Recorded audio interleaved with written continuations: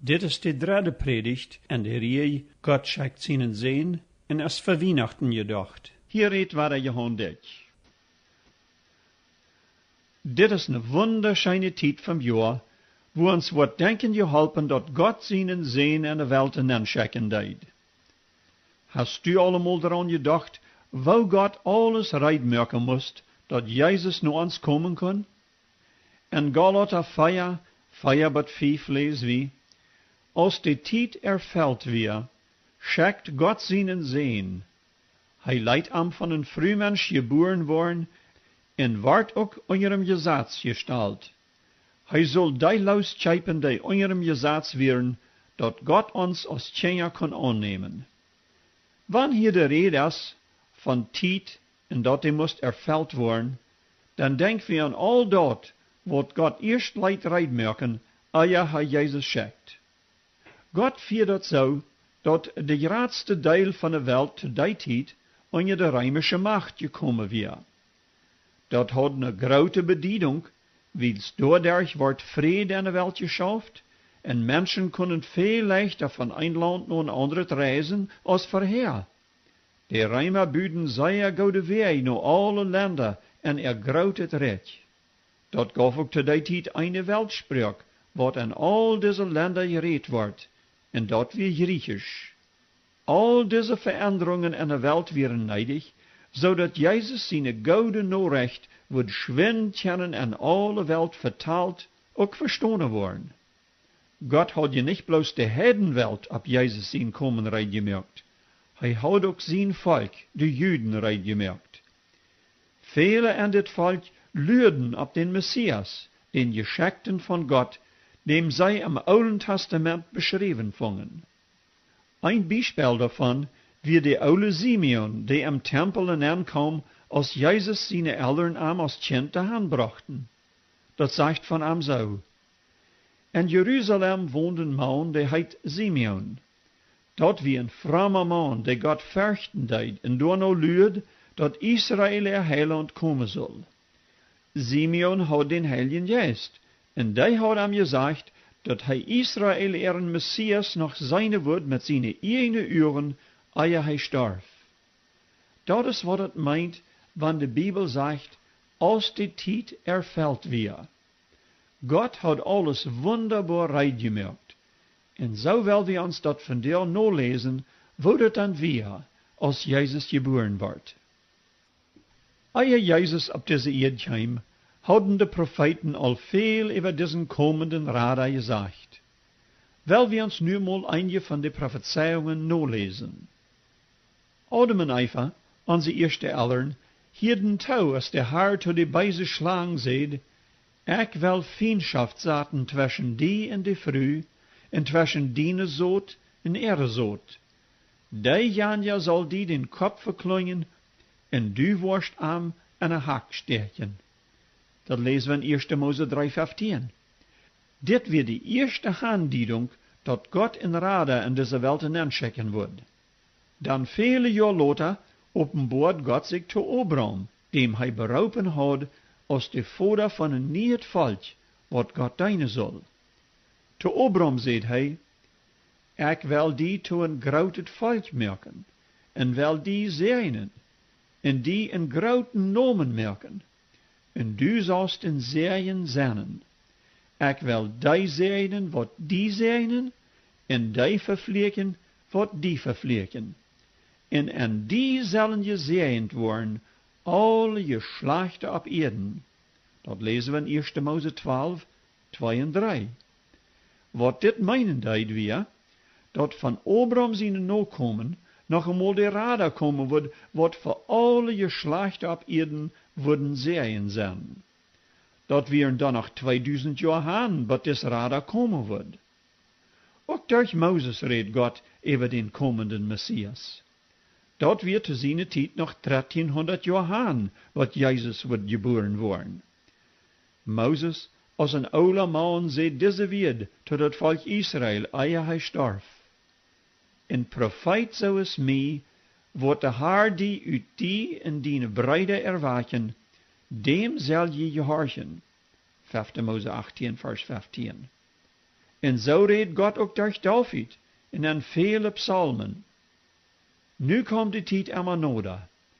Ongeveer 700 jaar voor Jezus zien komen, leidt Gott den Prophet Jesaja dit zeggen. Kijk de mal. Ne Jungfrau wordt een kind dragen en wordt een Säen ter Welt brengen. Den wordt zij Immanuel nennen. Jesaja 7, vers 14. Weet je wat Immanuel meint? De Nomen Immanuel bedient, Gott ist mit uns. En dan sagt Jesaja noch wieder in Kapitel 9, Vers 6 und 7, diese wunderbare Wort. Uns ist ein Kind geboren, in Säen ist uns gegeft, en de Herrschaft ruht op seine Schulter, en hij heit wunderbarer Rot, mächtiger Gott, ewiger Vater, Friedensfürst, so dat seine Herrlichkeit groot wordt, en op den Thron Davids, en aan zijn koningsrijk de vrede geen einnimmt, dat hij dat toerecht en storkt met gerecht en gerechtigheid van nu aan, wat einer Ewigkeit. Tot den Prophet Micha openbaarde Herr sogar die Stede, wo Jesus wird geboren worden. Des Prophet sagt, en du Bethlehem Ephrata, die du klein bist en de Stede van Juda, uit die zal die komen, die in Israel Herr ist, dem seine Herkunft von Anfang en von der Ewigkeit her gewesen ist. En so hat Gott durch seine Propheten, wat dit alles abgeschrieben hadden, viele en dat Volk Israel reitgemerkt, für seinen Säen sind kommen. Eer Gott seinen Säen schicken deed, moest alles für am reitgemerkt worden. Die Janja, wer für am den Weg reitmerken wird, wie Johannes de Döper. So beschrift Lukas seine Geburt. Ich lese nu het Lukas Kapitel 1 von Vers 5 tot 25. Door wie an de tijd als Herodes Koning over Judea weer, de priester Zacharias uit Abia seine dienstgroep, en seine vrouw Elisabeth wie eine von Aaron seine Dochter. Die waren beid fromm voor Gott, en hielden seine Geboten en Lehren, en leiten sich nicht zu Schulden kommen. Aber sie hadden keine Kinder, weil Elisabeth nicht Kinder haben kon, en waren ook alle beid oud. En einmal, als het aan arm weer zijn priesterambt voor Gott te verrichten, zo is dat priestertum dat verlangt, ging hij aan den Herrn zijn tempelen aan, dat Ruukopfer te brennen. En een schoof van het volk stond während der Riekerstund buiten een bed.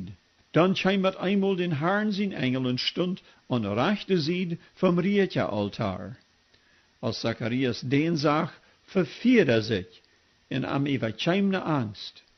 Aber der Engel sagte ihm, Zacharias, fürcht dich nicht, dein Gebet ist gehört, und du wirst von deiner Frau Elisabeth ein Säen kriegen, und du wirst Frauen glücklich sein, und viele wollen sich zu seiner Geburt freuen.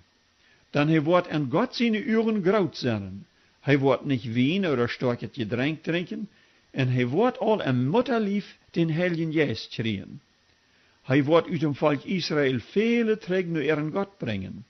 Hij wordt an de Kraft en Geest, den Elia had, voor hem Herrn gaan, en de vaders ihre Horten met de Kinder te brengen, en de Angelevende zur Besinnung brengen, de gerechte ihre Weisheit anzunehmen, den Herrn en Volk rei te merken. En Zacharias zei zu den Engel, woran kan ik dat weten, dat dit zo is? Denn ich sehe een oude man en meine Frau is ook niet meer jong. Dan zei de Engel te hem, ik zie Gabriel, die voor Gott steht, en wordt geschikt met die te reden, en die de gouden Nachricht te brengen. Aber nu kijk mal, wil du mij niet leibst, als ik die zeid, wat te zijn tijd passieren wordt, wirst du stam worden en niet reden kunnen, wat dit alle voor een dag komen wordt. Dat Volk überlüht nur Zacharias en wundert sich, warum hij so lang im Tempel blijft. En als hij uitkwam, kon hij nicht zu anreden. En sie merkten, dat hij im Tempel een gezicht gesehen had, dan hij merk an Tierkensfeer en kon aber nichts sagen. En als seine Diensttijd even weer, ging hij terug naar huis. En bald daarop droeg Elisabeth een kind eurem hart en blijft dan 5 maanden voor zich alleen en zeid, dit heeft de Heer voor mij in deze tijd gedaan, en nu bruk ik mij niet meer voor een mensen schämen, dat ik niet een kind heb. Als die tijd kwam, dat Elisabeth ihr kind hebben zal, bracht zij een Säen ter Welt. Ihre Nobers en ihre Freundschaft hielden, dat de Heer ihr grote genot bewezen had, en vreden zich met ihr. Am 8. Dag kwamen zij dat kind te besneden, en wollen am nur seinen Vater Zacharias vernemen. Dan vermühlt seine Mutter sich en zeid, nee, die zal Johan heiten. Zij zeiden zu ihr, du erst je an dien Freundschaft China, die den Namen haft. Dan mürken ze seinen Vater tekens ver, u te vingen, wo hij den namen wil. Hij fordert sich wat zum schrijven en schrijf, sie nomen es Johan. En ze wonderden waarom. Dan ging am plötzlich het Mühl op, en seine Tung weer los, en hij kon reden, en hij loofd Gott. Dan kwam de Furcht over allem, die daarom woonden, en alles wat er weer gezegd worden, kregen ze aan de jüdische Boiländer te horen. En alle die dat hielden, leiten zich dat te horten gaan, en zeiden, wat wordt dit voor een kind zijn? Dan Gott seine Hand weer bestemd over am. Nu wird die tijd endlich door, wovon die Propheten al honderden Jahre vorher geschreven hadden. Lukas Kapitel 2, 1-7 beschrift kraakt wat de omstanden in de Welt wären, als de Säen Gottes soll geboren worden. Ik lees nu deze vers. De keizer Augustus befault te zijn tijd, dat al zijn mensen zullen getaald en am Tagsregister eingeschreven worden. Dit wird het eerste Mal, dat de mensen geteilt worden, en passiert als Quirinius de Regentschaft in Syrien had.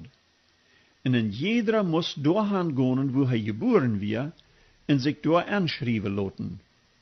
Jozef woonde in Nazareth in Galilea, en moest dan naar Bethlehem in Judea gaan, wils zijn stamvader, de koning David, doorgeboren werd. Jozef nam Marie met, die hem aanvertrouwd weer, en al een kind onder hem hart droeg.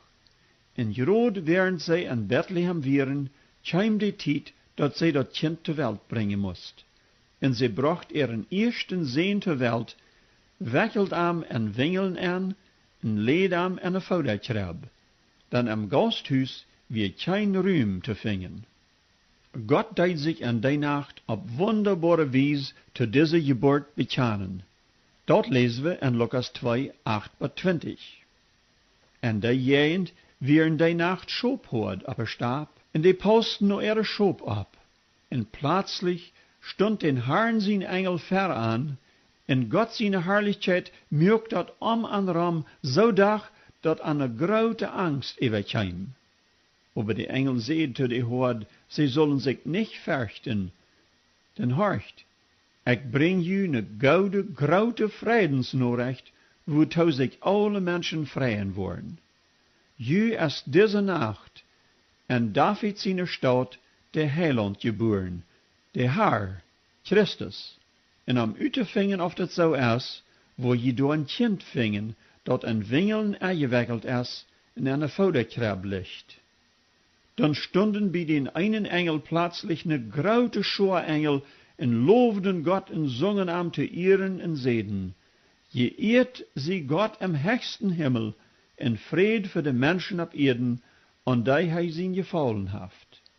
En als de Engel waren terug om Himmel voeren, zeiden de Horde einer zum anderen, dan wel we nu voorts naar Bethlehem gaan en de Geschichte onderzoeken, die de Herr ons heeft weten laten. En ze spouden zich dat ze aankwamen en vangen Jozef en Marien, en daartoe ook dat kind dat werkelijk in het krab lag. Als ze dat kind gezien hadden, vertelden ze allemaal wat aan van dat kind wie gezegd worden. En alle die dat hielden, wonderden zich daarover wat de Schophoorde aan verteld hadden.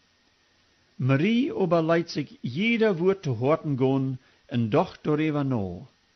De Horde gingen waren terug en loofden en verherrlichten Gott voor alles wat ze gehoord en gezien hadden, en dat het kraakt zo gewaast weer, als an wie gesagt worden. Weil wir nu krijgt zo is te hoort, den Herrn loven en prijzen voor dat wunderbare geschenk van Jezus, den hij om Weihnachtsdag ons schenken deed. Wel we nu tot beten. Lieve Herr Jezus, we zijn dankbaar dat du gekomen bent. En we danken die ook dat du al lang voorher im Oude Testament verheiten warst. En dat het alle passiert, zodat du komen kust ons te raden. En nu danken we die voor diesen schijnen Weihnachtsdag, wat we werden erleben durven, en bidden dat we die ook verherrlichen mochten in deze tijd. Amen.